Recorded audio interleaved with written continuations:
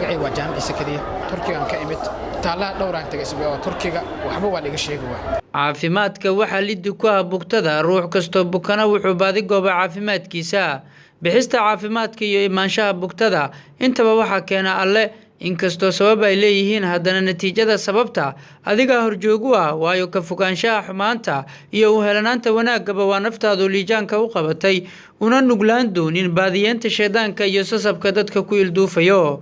waayadan dambe dadku waxay u jiheysteen dhinacyada goobaha quraansaarka waxaadna ka garanaysaa xarunta cilaajka Daaru Taqwa oo ay marayso heer dabo ay u soo doontaan dadkii bukaanada keenay ee arkay quraansaarka sida fudud loogu daweeyay bukaanadooda magacay waa jaamacada sakadiya Turkiga ka imid taala dhowraan tagay isbaa Turkiga waxba waa laga sheegay markii wax laga sheegay halkan intaana imaana xogaa wadada culumada la xiriiray hatta culumada Ingiriiska jirtaan la xiriiray aan cudurkan marka waxa la yiri sixir baa lagu sameeyay وهذا قعنتها ملكته يلقطها وإذا عليه ما صنع ويوقف النت بلنا هردم صريرته مسيحة في الليل الحمد لله صباحي هل كان إمد ما أنت واحد بدنا أسكت قرتي الحمد لله waxaana kamid ah dadkaasi wiilkan ka yimid magaalada Burco ee Soomaaliland isla markaana sheegay inay Daaru Taqwa ku soo hageen dad ku daboobay xarunta cilaajka Daaru Taqwa magacaygu waa Cabdi Cabdilaahi Jaamac waxaan ka yimid Soomaaliland gobolka Burco ka yimid gobolka Togdheer marka Burco ka yimid marka anigu waan xanuunsanayay marka hore ilmo yar baan siday oo xanuunsanaya marka ilmo yar marka halka keenay anaba xanuunstay iyo maamadiiba waa xanuunsanay marka imika alxamdulillah labada anaga iyo maamaba aad baan u fiicanahay alxamdulillah baan culays badan oo saarnaaba iga dagay waxaan ku ogaanay bilaadanka dadka noo sheegay cilaashka ka tag baan ugu dhahdeen halkaas fiican oo wadaad go'an baa joogo insha Allah hadii Ilaahay ku siinay caafimaad degteelisa maamulaha cilaajka Daaru Taqwa Sheekh Cali Cabdiraxmaan Sheekh Cali Mukulli ayaa il gaar ah ku eega dadka ay ku habsadaan shayaadiinta culculus isagoona inta aan cilaajka la keenin qofkaasi ka hor ku soo quraamiya gurigii laga soo asiibay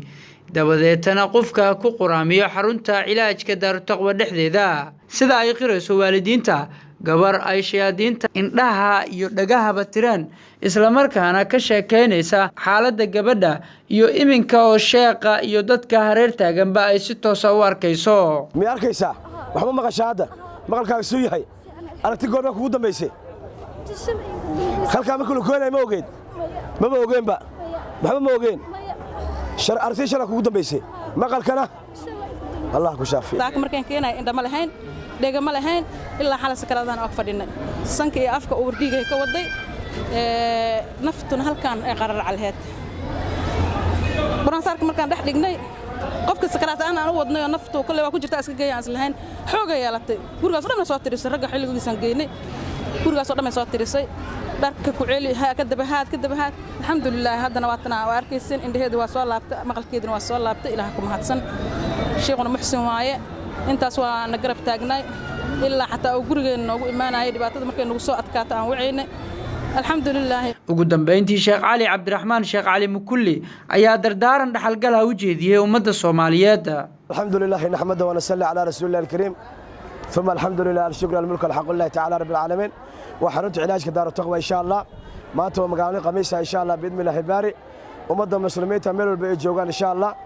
waxaan rabnaa inaan insha Allah gaarsiino nidaamkii iyo systemkii xarunta insha Allah nidaam yaro bedel baan ku sameeynay inuu Ilaahay qadaray insha Allah qorshooyinka hore oo dhan waa bedelnay waxaan rajaynaynaa Ilaahay idinkiisa ummadda in Ilaahay ku anfaco annagana Ilaahay nagu anfaco bisha Ramadaan fadligeeda iyo soo socodkeeda aan ku soo dhaweynayna insha Allah tadniimkii oo dhan waa u bedelnay dadka shacabka biidmillahi baari Ilaahay idinkiisa waa sida arkaysan walaal dadku waa dhibaataysan yihiin sixirka dadka lagu naafeeyay jinka iyo insiga waxyaabaha maanta isku adeegsanayo markii iimaankii uu yaraaday alla ka cabsiga uu yaraaday qofka xuquuqdiisa in la ilaaliyo ee yaraatay ayaa waxa sabab loo noqday dadka in la laayo sixir qaar lagu laayo qaarna jin lagu aafeeyo kii shaqaysanaya gurigiisa maanta ma jifa gurigiisa jifa gabadhii wax baranaysa maanta waxbarashadii waa ka soo carartay oo ma garanaysa magaalada ay ku dhex jirtaa maxaa dhigaa wiilkii fiicnaa oo nadiif ka ahaa oo shaqaysanayay oo raarkii baariga u ahaa maanta caasi waalidiin buu noqday dhibaatadaas oo dhan maanta waxa sabab u ah shayaadiin insi wal jin sixirka maanta la isku aafeenayo la isku dhibaateenayo dad iyagoo ma garanaysaa mid ahaan loo keenay halkan mar alla markii quraanka la saaray ay ka dhaxqeeliyeen dhibaatadaas waxa geysanayo kuwa indhaha laga qabtay kuwa ma garanaysaa iyagoo dhan barnaati laga dhigay kuwa maskaxda dhanba laga dooriyay ma garanaysaa xisaabtu ku fiicnaa ma garanaysaa shirkadaha ka mid ayuu shaqeynayay waxaan ma garanaysaa xisaab ayuu nala daba galay kombiyuutar ayuu nala daba galay sabab waxa u noqotay ninka xisaabaadkii loo dhiibay oo dhan in shaqadii oo dhan wixii dhan laga ceeriyay dhibkaas oo dhan waxa sabab u ah sixirka ma garanaysaa sabab u ah ummadda meel walba jooga waxaan ugu baaqaynaa ilaahay idankiisa bisha ramadaan in ka dhiman waa joogi doonaa magaalada muqdisho hadduu ilaahay qadaro